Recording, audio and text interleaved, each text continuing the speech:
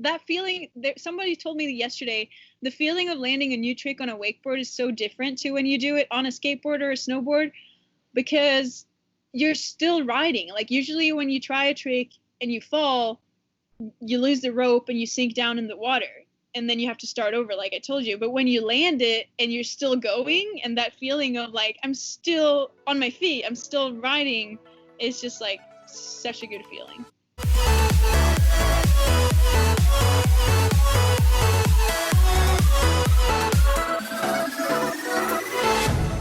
Hey everyone, welcome to the Roe Show. This week we have Caroline Djupsjö, who is one of Europe's top female wakeboard riders. She was the first woman to do a double flip on a wakeboard and has traveled the world competing ever since she was a kid. She gives us an insider perspective in the culture of wakeboarding, and being a former gymnast, Caroline gives us her insight between the differences between traditional sport and freestyle sport culture. We also discuss the benefits of trampoline training for all wakeboarders and discuss the competitive scene of the sport. For you curious athletes looking to learn about wakeboarding as a culture, this episode's for you. Okay guys, let's go.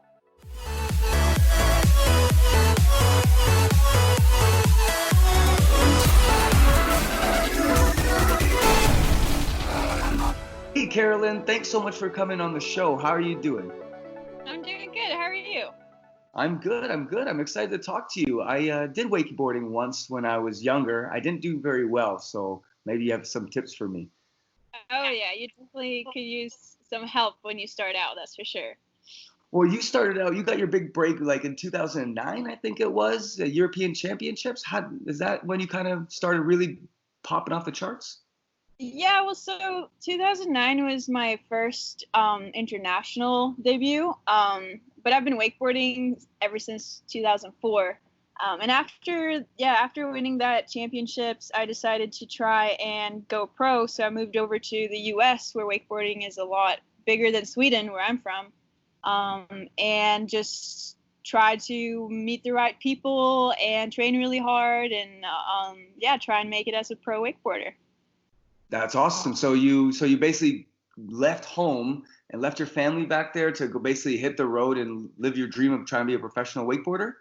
Yep, that's about it. And then now, 10 years later, I'm still here, still in the U.S. and still doing what I love. So I'm pretty hyped. It worked out. I was gonna say, so that it was a good move. You went, don't regret it at all? Not at all. It was awesome. Perfect. So you travel around just doing competitions all the time, training, and is that like literally your full life all the time? Whenever you want to jump on the board, you can? Yep, that's about it. That's so cool. So when you're actually doing, like, I tried it back when I was a kid, and I tried to do a side flip because I do gymnastics and all that sort of stuff. So I was like, okay, I'll just jump on a wakeboard. How hard could it be? I'm just gonna, phew. And I ended up getting like this high off the wake and then landing on my head going, 50 kilometers an hour, whatever it is. So my first question is, how am I actually supposed to get up? Because you guys go like 10, 15 feet in the air, right? So how do you actually do that? What are you thinking about? Well, so first of all, we use boats that are like specifically designed to create the biggest wake possible, so that you have like basically a big jump to jump off of. So that definitely helps us a lot. But also there's so much technique that it's kind of like, when you come in and have never done it, it's really hard to understand, and everything feels kind of impossible. But once you have that person that helps you understand how to use your momentum and how to use the rope and the wake, then it all makes sense, and you get that like aha moment where you're like, oh, okay, this is how I'm supposed to do it. So it's really hard to explain over the phone. It's way easier to just go out with somebody who knows and let them teach you. If you had to sum it up in, one quick little tidbit, what is the thought? Is it that you're letting the wave do it, or are you actually trying to jump? Like, what's doing the more of the work here, you or the wake? Well, so what most people don't realize is that the most important part is how you edge in towards the wake, like how you're turning on your board. So most of it happens right before you get up into the air, because it's about how you build your speed to get into the wake. And then, of course, it's about how you push off and take off as well, like acrobatically in the air. But it's a lot more with the takeoff than with what's going on in the air. So it's all that prep work. So you guys will go out around side. That gains more speed, right? So it almost slingshots you into the center. Is that why you guys do that? Yes, exactly. And then from there, you're basically trying to hit that wave. And when you're in the air, you do your flips and stuff. Are you trying to then land back on a wave, or are you just trying to land flat on the water? Does it matter if it's kind of like a ramp? Well, yeah, so it's kind of personal preference. I like using the wave as a landing because it's like a natural little down ramp. But it also, obviously, if you want to send it and go really big, you just land in the flats. Okay, and now, but you guys also do not just like tricks in the air. I see guys with like skis and they'll go off ramps. Is Hmm. that part of what you guys do? Are those different disciplines, or is that something else? Yeah, so there are two ways to compete in wakeboarding. One is behind the boat, which is what I just talked about, and then there's another discipline called cable, which is where you're going around, yeah, basically a cable around the lake, and then you have more of the um, like rails and jumps like in snowboarding built out of plastic in the water. So then you're, yeah, doing the same kind of tricks as you would do in a snowboard park. But these are two separate streams. Yes. But there's a lot of crossover. Like most people will go from both. There's about, I would say like 30% of the riders try and do both. And then because it's hard to keep up with it, because it's kind of like, again, in snowboarding, it's like if you want to focus on half pipe or if you want to focus on slope style, mostly people pick something that they're doing the best at and they stick to it. But I like to do both. So I'm one of the few that, or not few, there's quite a few that do both. But yeah. Okay, okay. And what's the difference really? Like, how does a cable park work? Like, we've seen the videos that you're just getting pulled through like literally a park, like you said. Mhm. But how does it actually work? How do you get set up to go for a run? Is that what you call it? Like a contest run? Just any run. Like you're at the cable park with your buddies and you want to go and hit a ramp and then hit the rail, and then how do you set that up?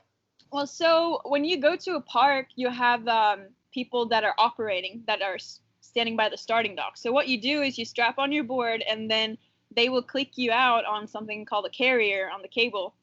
And then, yeah, you just go around the park, and there are, like you said, there are a bunch of different rails and kickers in the water. So you choose what you want to ride on. You can jump off kickers or do tricks off the rails. And then whenever you fall, you swim back to shore and go back to the starting dock and start over. And then you just get back in line and you just keep doing that? Yep. So the good part is you can have about between 5 to 8 people riding at the same time on different carriers on the cable. So you can go out with all your friends and everybody can ride at the same time. Whereas when you're on the boat, you're riding one person at a time, obviously. So that's Oh, something. makes Yeah. sense.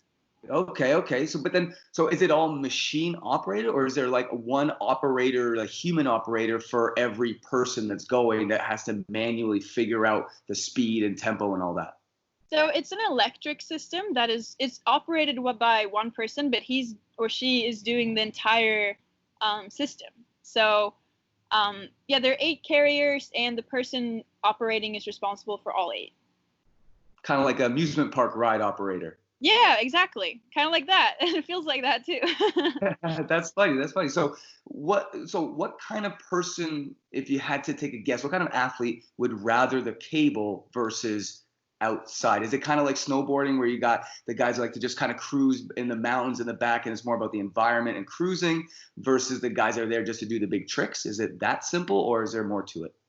Honestly, I think it's mostly about convenience. If you live close to a cable park, you're going to ride cable because you don't need a whole crew, you don't need a boat. You can just, it's kind of like going to a snow resort in a way. You just take your board and you buy a season pass and you go every day.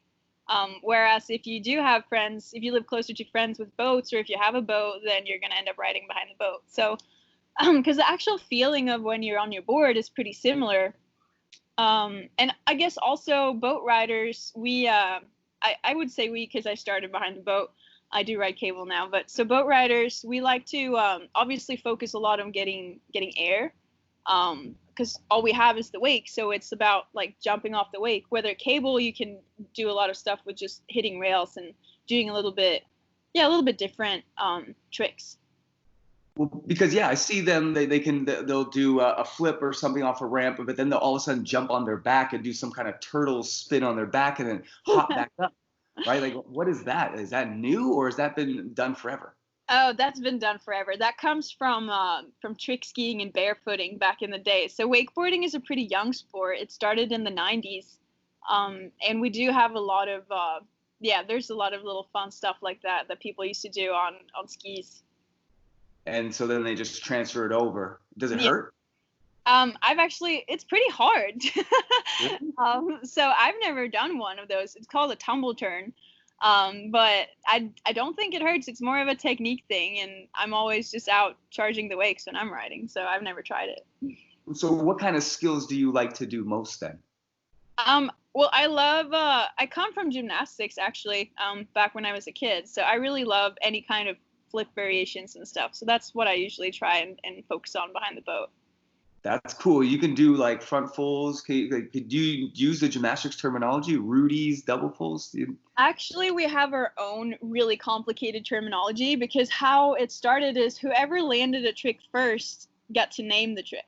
So they're all called crazy things like whirly bird, Moby Dick, dom doms, tootsie rolls. Like they're all over the place. So it's really hard to comprehend the term when you don't do it, but we're doing all kinds of like the same things you do in gymnastics, but we add grabs and stuff to make it more like snowboarding and yeah.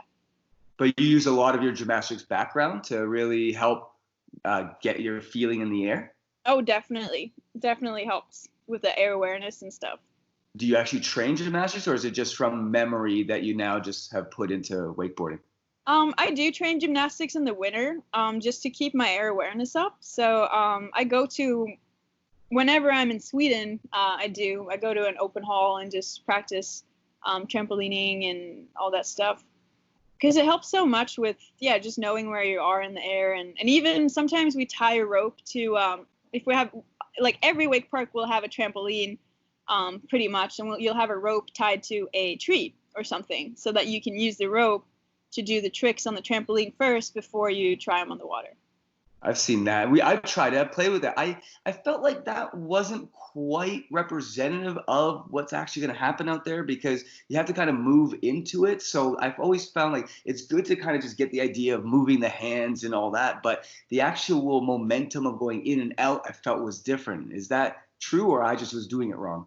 No, it's definitely different, but I would say it's the closest you can get to doing it on the water without being on the water. And obviously when you fall on a trampoline, you can just get back up and try it again. Whereas when you fall on your wakeboard, either you have to get your board off, swim into shore, get back in the line of the cable, or you have to wait for the boat to pick you up. So you can do a lot more of the fine tuning while you're on the trampoline. So that's why you save a lot of time by just, even though it's not like you say, it's not exactly the same, you save a lot of time by just practicing on the trampoline.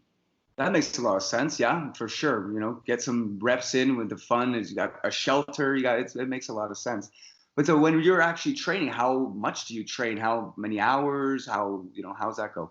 Well, it depends on, so when you're riding boat, the sets, as we call them, they're very intense.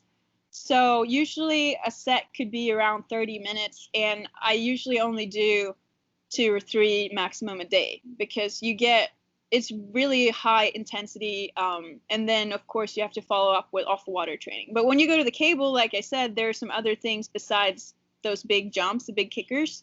So you can do a little bit more technical stuff on rails. So then you can usually we go about 2 hours, maybe once or twice a day, to get out the maximum. It's more about quality over quantity when it comes to the actual wakeboarding part, and then we put a lot of hours in outside of the water too to get our bodies fit and stuff. It sounds like a lot like snowboarding. We work with a bunch of snowboarders, and they're in the gym. We're doing the building of all the skills and just the reps, get it in the head. But when it's on the hill, it's I got to wait for the right conditions, and it's got to be just kind of mentally and then go. So it's the same for you guys. Yeah, and it exactly with the conditions. Sometimes it makes it hard to plan your training because if the water is good, you're gonna go.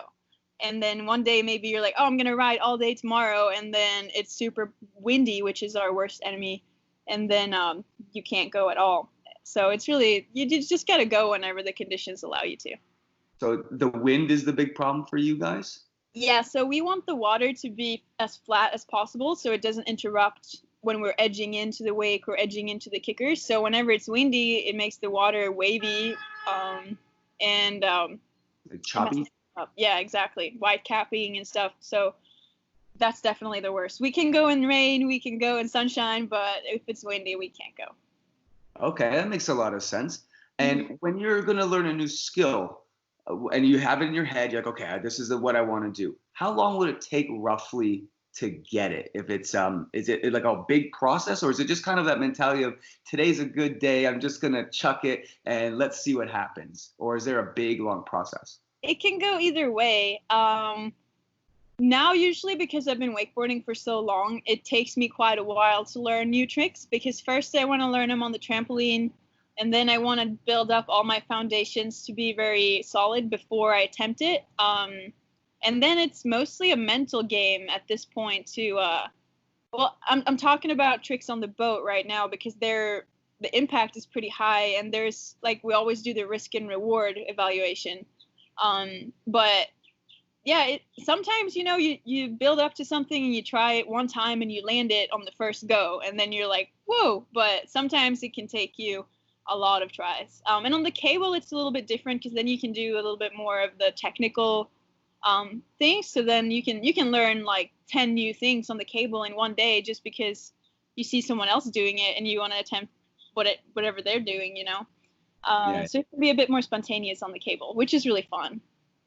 That is cool. That is really fun. So, but Mhm. I'm seeing when I look at the videos, I see people. They're not just in the cables anymore. They're not just out doing the regular like backflips and stuff, even though it's not regular. But I see them now going like into I don't know what you even call them, like the ravines and rivers and just different creative places. Is Mhm. that new, or has that also been done from time?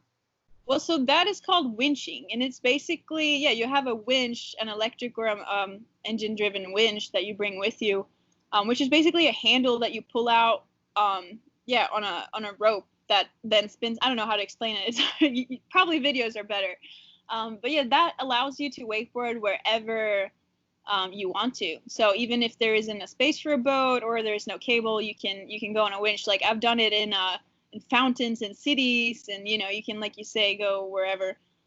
That part has been around, but it is a lot of effort. Because every time you ride, you only get one line, and then you got to walk back with the winch, and you got to try again. And it's really hard because those spots are obviously we call it street.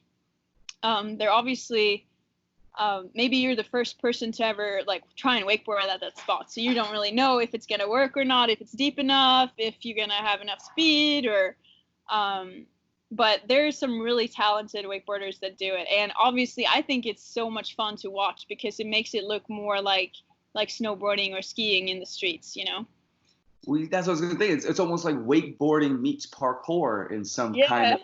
And that's the first thought I had. I was like, what? That's so cool. I Yeah. didn't even know.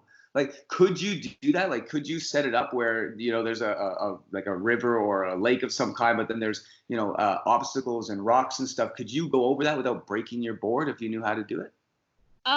Yep. And a lot of the times people break their boards and they still do it because they want to get that cool clip, or like wakeboarding recently got into, or it's been a couple years now, but we've been in the real wake in X Games, where you get about 30 or 90 seconds to showcase your best riding, and a lot of riders have submitted street clips like that, which is probably my favorite part of whenever all those videos come out. I always sit down and just like shut everything off and watch them, because it's so cool to watch whenever people can go over the crazy spots and stuff. So now that's different from the competition. So that's more like personal branding, we'll call it, I guess. And Yeah. then you also have the competitions that also is obviously a very big part of the branding, especially if you're now in the X Games. Oh well, we're not in the X Games. We're in the digital X Games. There's a digital So version. we're in real. They do real snow, for instance, and they do real wake. But yeah, that's definitely. I feel like with social media and everything, like in any sport, especially wakeboarding, is so much more fun to see. Well, if you can't be in person, it's really like when you're filming, that's your best opportunity to showcase really cool tricks and really cool riding. So there's definitely a lot of riders that don't even do contests. They just focus on creating good clips and showing their tricks that way. Okay. And now is that 50-50, or is it still majority of people are looking at it as a traditional sport, or is it kind of now diverging into two sort of cultures, let's call it? I think the latter. It's probably kind of 50-50, diverting into people that just, film stuff. And then a lot of contest riders will do the online, the videos, and vice versa, from time to time. But yeah, it's definitely huge, the just filming. That's cool. We do a lot. Like the parkour guys, they have a team of guys and they all have their lines, kind of like exactly like you guys do. I'm seeing a lot of similarities between snowboarding and surfing and wakeboarding and all that. It's almost like these freestyle sports are all more team oriented and environment oriented, where it's not just the skill, it's where you do it that really is also half the battle. You know, it's all context really. Mm-hmm. Yep. And I think that really adds a lot more to it. But when you're actually competing, how does that go? When's your season start? When does it end? How many competitions do you have? So usually it goes from May to October, and there'll be contests all over the world. So if you wanted to, you could probably compete every weekend if you really wanted to. But usually people would do, like, for instance, our World Series, they usually have about 7 stops on the boat and maybe 4 on the cable. And then on top of that, there will be a World Championships and some national championships and stuff, depending on in which country you are. The U.S. is really big in wakeboarding, so a lot of the contests are over in the U.S., which is why I'm here too. But yeah, so it goes throughout the year, and you can compete either on the boat or on the cable, or both. If you're doing both, that's when you have a lot of contests, that's for sure. But yeah, that's about it. And what are they judging exactly? How do you get judged for a wakeboarding run? Well, so they judge, it's kind of like any judgment sport, really. Obviously, the difficulty of your tricks. Then it's on style, how good you look and how long you hold your grabs and stuff. And usually also how big you go if you're behind the boat. Like obviously someone who's sending it and going really big is going to score higher than somebody taking it a little easier. But then it's also about technique. Like you have to show different, that you can spin both ways, for instance, and just show off a variation of tricks. Okay, so yeah, just like many other, it's all that subjective sort of, that just looked, that wow factor more than, anything so technical. Yeah, we don't really have like a scoring system to where this trick is this many points. It's more of like you say, a subjective sport. And is it out of 10, or what's the max score? How do you? Max score is 100. 100, and how do you get 100? Everything's landed, maximum execution on style and all that sort of stuff. And are those all equal parts, or is one weighted more than the other? No, they're pretty much all equal. And yeah, so to get 100, you have to have a really difficult run where everything is perfect. Like every landing is clean, and you're grabbing all your tricks, and you're showing off a variety of tricks. That's how you do it. And how many skills will you do in one run? So behind the boat, one run is 8 tricks. So you have to make them count. And on the cable, there's a couple different. Either you have something called a jam session, where there are 4 riders out on the cable at the same time, and you go for 15 minutes. And then you have one judge at each obstacle or each feature, judging whoever scores better on the feature.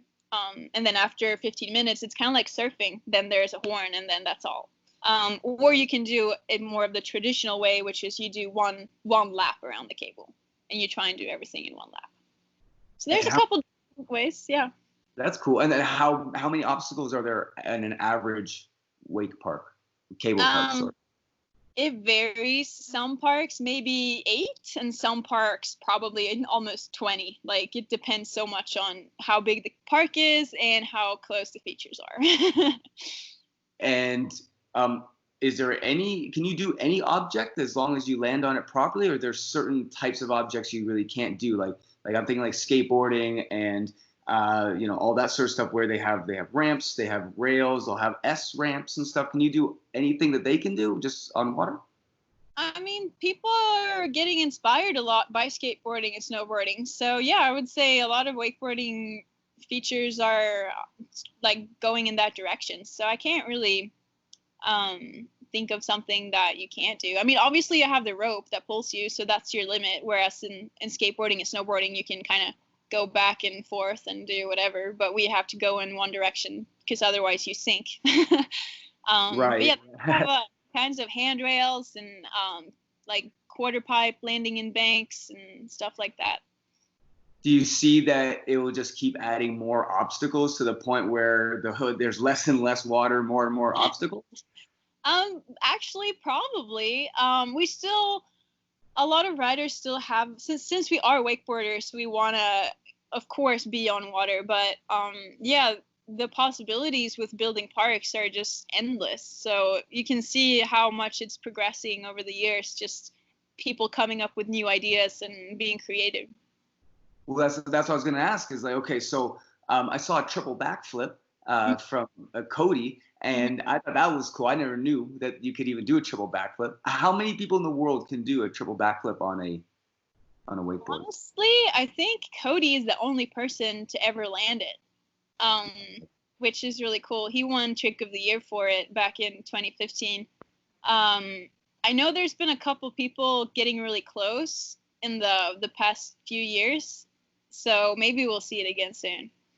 That's cool. Because I'm thinking like, okay, so is it just the ramps are going to get bigger and bigger and bigger, and all of a sudden people are just doing quads and quintuple flips with like triple twists and all that? Are you going to start seeing that progression, or is it going to stay more like stylish?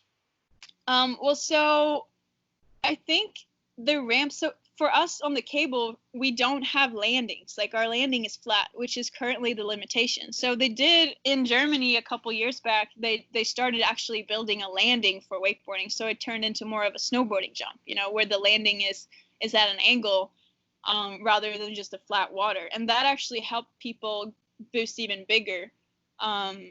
So I do think that's a possibility, but also I think right now, what you said about the street riding is really taking off, and people are going into the streets and trying to make their own mark that way, as well as stylish, adding, like being creative and doing things maybe that aren't like, you know, spinning more, but just like trying to do stuff that nobody has done that like sets their own style to it.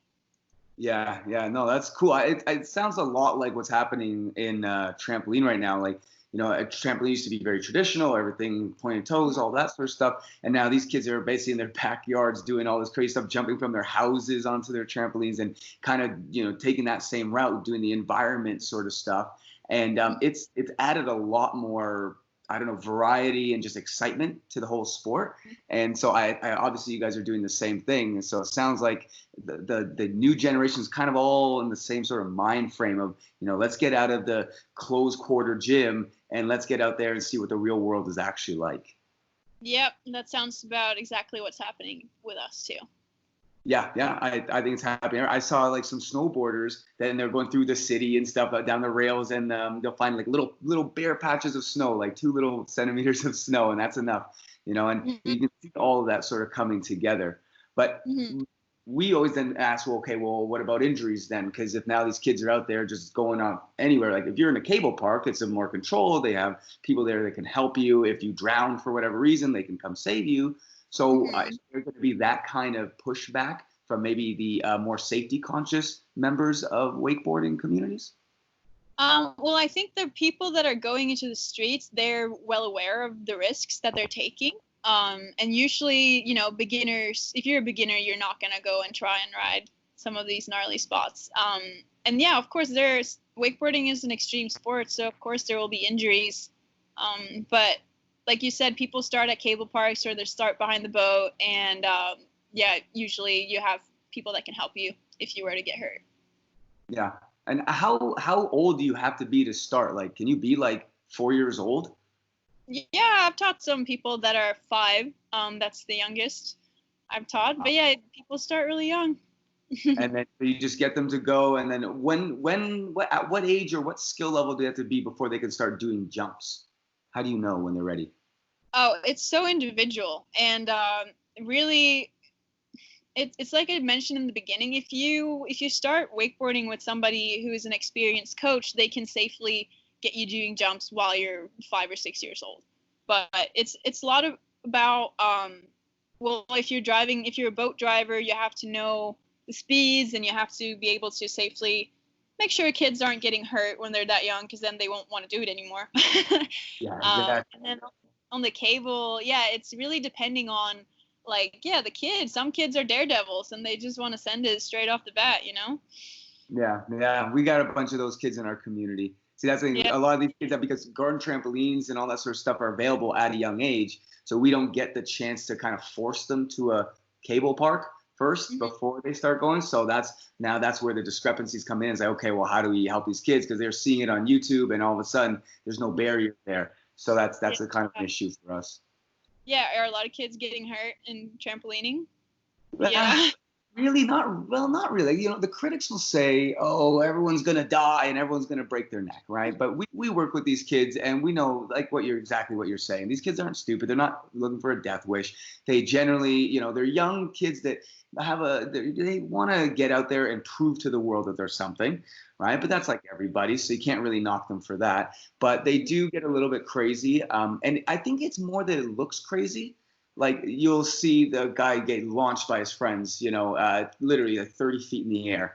And anyone that hasn't ever done that thinks, oh my God, death, right? But someone who's done shows and says, okay, well, look, I can see where his eyes are. You can see when they know where they are. But that's right, big conflict where, you know, well, what's safe, what's not safe. But no one's going to be able to stop the kids. So that's where they've kind of already lost the battle in some sense. And now it's just a political this. But we're saying, you know, the kids are going to move forward. Let them do their thing. Safety is something you got to learn through experience. You can't tell someone what safety is and then have them replicate it. Humans aren't that easy.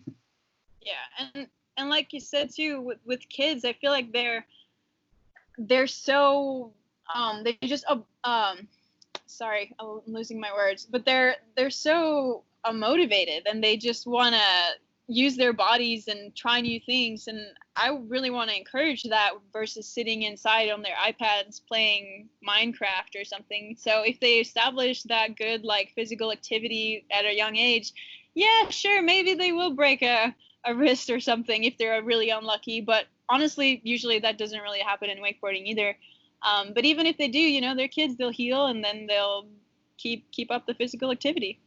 Yeah, yep. No, I can see it for wakeboarding. Our issues, because these kids, one bad neck landing and you're paralyzed. Yeah, that is true. So it's a bit more of a high risk sort of. Yeah, so that's where it is, you know, and that's where we're all kind of like, oh, I'm not sure if this is good. Like, in the grand scheme of the world, you know, all progress requires a few, let's say, dead bodies along the pathway. That's just how this works. That's how you fight for your country. It's just, that's how it is. But it's not pleasant to think about the fact that in reality, not everyone can make it, but you still need to move on anyway.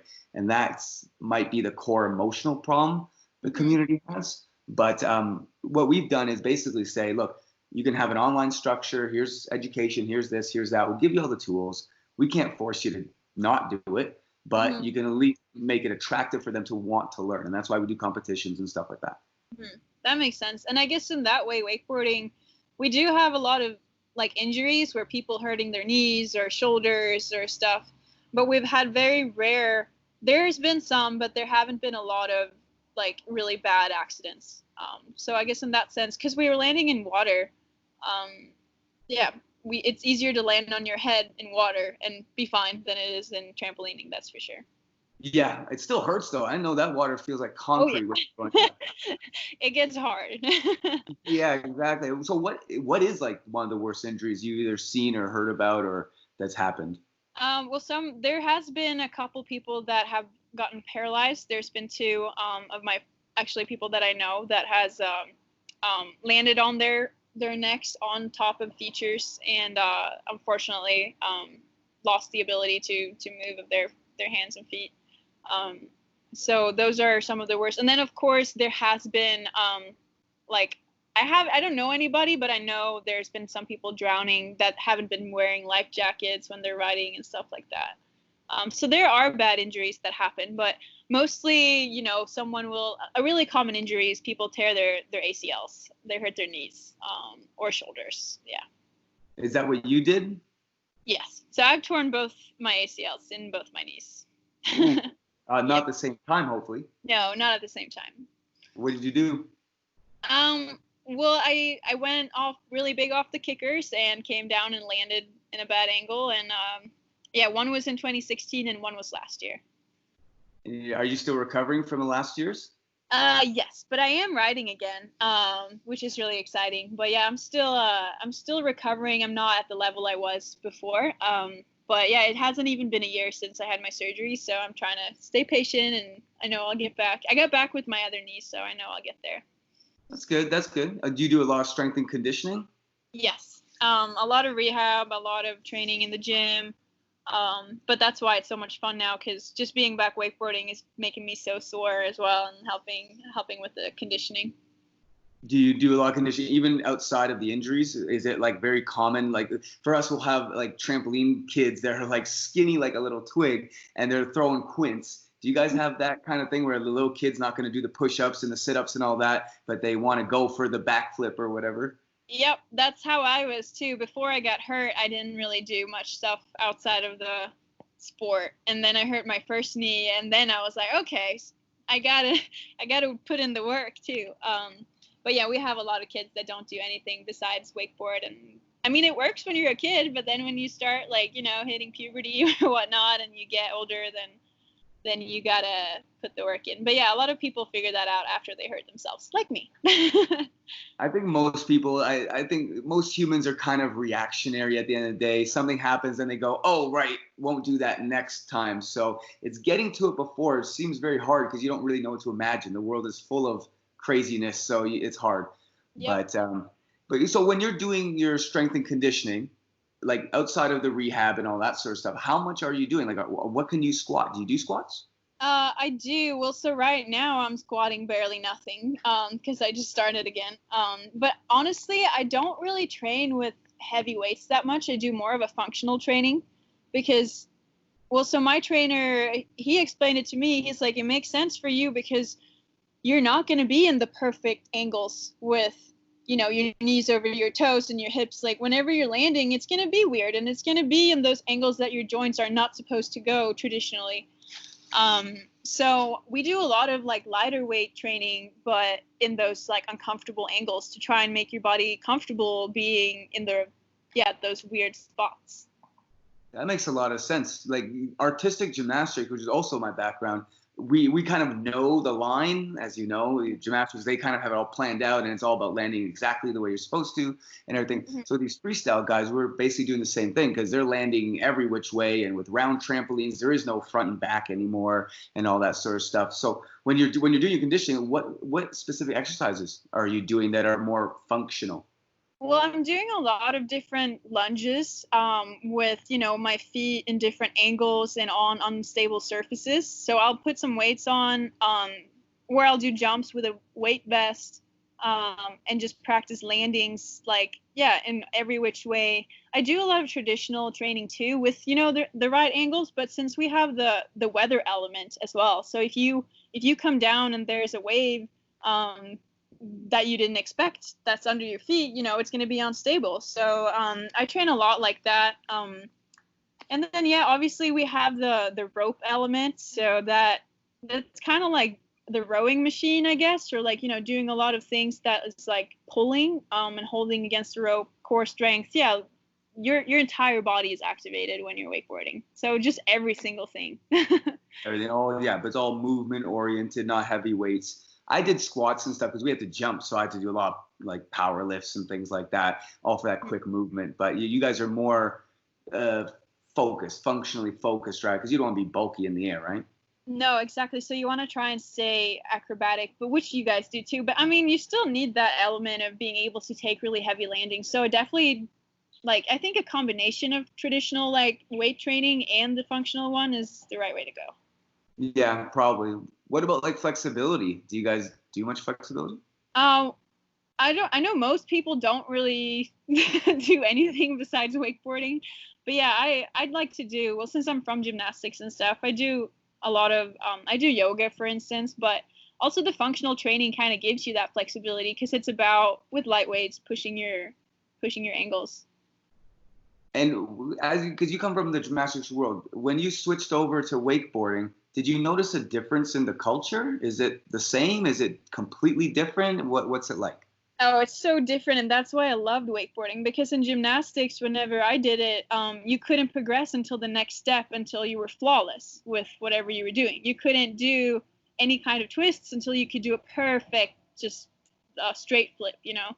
And in wakeboarding, it's more encouraging. It doesn't have to be perfect, just like whatever. Obviously, you want to be safe when you progress, but you don't have to point your toes, you know? You can try things without being perfect, and then it's still, and even in contests you'll still score on it even if it's not perfect. So it's more encouraged to take risks and do harder things. So I really like that. I agree 100%. I've seen the same thing. I find gymnastics is a bit more stringent on just everything being that absolute perfection. And they say it's for safety purposes. I don't really think so, because like you said, you don't have to be absolutely perfect to be safe. That's just, I don't know who said that. You know, it's just got to be, and we will do lots of clinics, and oh my God, these guys will come up to me and I'll be like, hey, well, you know, I'm in England now, and all of a sudden we're doing a clinic about back handsprings or whatever the skill is. And they'll say, oh, well, it doesn't have to be perfect. Don't have to have my back handspring longer, the hands in and this and that. I'm like, no, man, just flop over the block, do it a bunch of times, get used to the rhythm, you'll be okay. And this person, and it happens all the time, they couldn't figure it out. They're just like, no, what about my arms? They have to be here and this. I'm like, no, just flip, go. And I find that gymnastics is still there I don't know what that is. Like, do you know what that is? Like, what is that mentality? I have no idea, but you see it in like parkour. Like, it's more playing, it's more fun, you know? People are like, just putting more fun into it. I have no idea where it comes from in gymnastics, but I know whenever I was doing it when I was a kid, and I was always so frustrated that I couldn't progress. I was doing the same thing every training over and over and over, and I was like, I just want to try something. I just want to do this, you know? And then I got to wakeboarding, and they were like, yeah, just send it. Like, whatever you want to do, just do it. And then, especially behind the boat when you're a kid, it's water again. So, like, if you want to try, like, I've seen kids throw, like, double flips and land on their backs, and it's just water, and they're kids, and they're fine, you know? It's like, so that would still hurt. Not if you're a kid. I remember I would never get hurt when I was a kid. I'd crash in all kinds of ways and just, okay, next. Kids are resilient. That's crazy. But when you do crash, like, you have obviously a life jacket on. Do you have like an extra special life jacket that's like a big sort of like Michelin Man one, so that you can like fall and not get hurt? Well, so you don't want to have too bulky of a life jacket, because you want to be able to not restrict your movement. So most of the jackets they're called impact vests. So they're with neoprene, and they are made to absorb a bit of the impact. But the smaller your vest, the more mobility you have. So it's a little bit of, you want to have it to just enough where you can float, but where it's not restricting. That makes a lot of sense. I never actually thought about all that technology that goes into it. But then going back a little bit, you said that the boat is a little bit different. How is it different? Just more power, or is it a different type of propeller, or what's going on? Well, so our boats are made with a different hole to push the water down so that it creates a big wake, you know? So the heavier the boat is, the more water it's going to throw up behind it, like in the wake, and then you're going to get a bigger wake. So our boats actually even have ballast systems where we pump water into the boat, into tanks, to make it heavier. And then you also, with the rope, if you have, we have something called a tower. So we put the rope up in the air instead of just down on the stern of the boat, to make sure that you get pulled upwards, which gives you more air. So those things are probably the two biggest things. And just for fun, because I always like asking these kind of questions, hypothetically, you know, you got the big surf waves, the big ones in Hawaii or wherever. Could you theoretically take a wakeboarder such as yourself and go behind a boat and then swing into the wave, but like a big one, and launch off that thing 100 feet in the air if you wanted to? Could it be done? Probably. I know I have seen people get whipped with wakeboards into surf waves, and then they've actually surfed the waves with their wakeboards. So that's been done before. And some people have tried to launch off the surf. So yeah, I think the sky's the limit. Oh, that is so cool. I'm just thinking how high you could go if you hit the big enough wave. But I'm also thinking like, well, if it's too big, then it's just going to crush on you anyway. And you could do like a loop-to-loop because you would swing it around, right? So you'd actually be going up the surf rather than like down like the surfers do. So could you then go maybe do a loop-to-loop? You know, when it crashes? We'll have to see. Okay, that's your challenge. You got to go try to do that. All right, sounds good. Send me a video. Okay. And okay, before we wrap it up, can you tell us one of the most memorable moments from your wakeboarding career? That moment that you're just like, oh man, everything was just going awesome, and it was just like the best day of your life, or something like that, either at training or competition? Yeah. So my proudest achievement was the same year that Cody won Trick of the Year for his triple flip. I won the women's Trick of the Year for doing a double flip. So that was definitely my favorite moment in wakeboarding, because that was one of those tricks that, you know, I would go out and try and hurt myself so bad doing it for. I had my mindset. I told my sponsors I'm going to do a double flip, and that's all I did for 3 weeks. I went out every day and tried to get this double down. And then when I finally got it after 3 weeks of slamming and everything, then that feeling was incredible. So that's definitely my favorite moment for sure. That's awesome. And when you do the double, when you landed the first one, did you know that was the one even at training, or was it just like, oh man, I landed, yay? I was a little surprised when I landed it. And then, well, honestly, what happened was I landed it, and I kind of didn't get that perfect landing. So I was like, yay, I did it. But then I'm like, I got to do it again so I get a better landing. And then I ended up doing a couple more.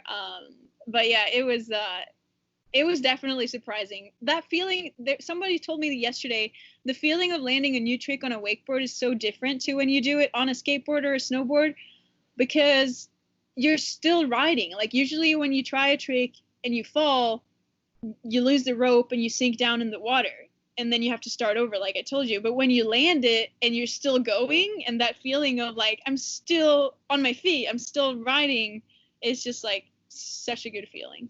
And do you forget and then all of a sudden catch an edge and forget that you're hanging on? I have, yes. I have actually done that in contests before, where I'm like landing something and I'm claiming it, and then I'm out. And there was that one girl, she was a snowboarder I saw in the Olympics. I don't remember what she was doing, but they were racing down a hill, and she thought she was cool, so she does like a melon grab or something at the last one because she was so far ahead, and then fell. And everyone went by her, and she was crying, and the cameras are all on her, and she was just weeping. I felt so bad for the girl, like, oh my God. Yeah, it goes to show you can't showboat until the boat is done, you know. Yep, you gotta wait until you're right in the goal. Awesome. Well, that's a really cool story, and obviously you've done very well for yourself, so keep up the training and all that. I hope your knee gets better soon. Thanks. Yeah, me too. It's getting there. Slowly but surely. Perfect. Well, thank you so much for talking to our audience a little bit about wakeboarding. I feel like now I understand it. I got to go jump on a wakeboard myself. I'll probably go see Daniel when we were back in Europe, and he has his cable park there, so I'll go try it out. I'll send you some videos. Hell yeah, sounds good. Awesome. All right. Thank you so much. Have a great day. Thank you. You too. Bye.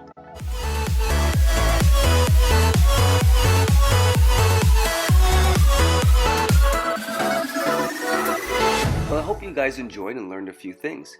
There's a big world out there worth exploring, and I'm happy to be able to bring these great experiences right to you through this podcast. If you enjoyed this podcast and learned something, please share and take a screen grab of our funky cartoons and hashtag GRT certified for a chance to win a shout out to our community. Also, please leave us a review to be part of helping this information get out into the industry. It's much appreciated. Along with these podcasts, we have a large online content hub that we call the GRT Network, with many other interviews and full tutorials and written content discussing everything about acrobatics. We will be constantly growing this archive of videos like a cross between Netflix and Wikipedia for anyone in the acrobatic industry. We also have a complete online educational program for athletes of all levels that provides a do-it-yourself pathway to success for any acrobat. Check out our constantly growing library of playlists that will teach you anything from tightening up your social media, to how to get around fear, to even learning all the biology that underlies all your acrobatic skills. We work very hard with our team around the world to provide this exclusive content for you, and appreciate any donations made to the FTA to help keep these episodes coming at you. And if you want all the content, become a GRT Network full member to get exclusive content before everyone else and access to special discounts and giveaways through our amazing global partners. Thanks guys, see you next episode.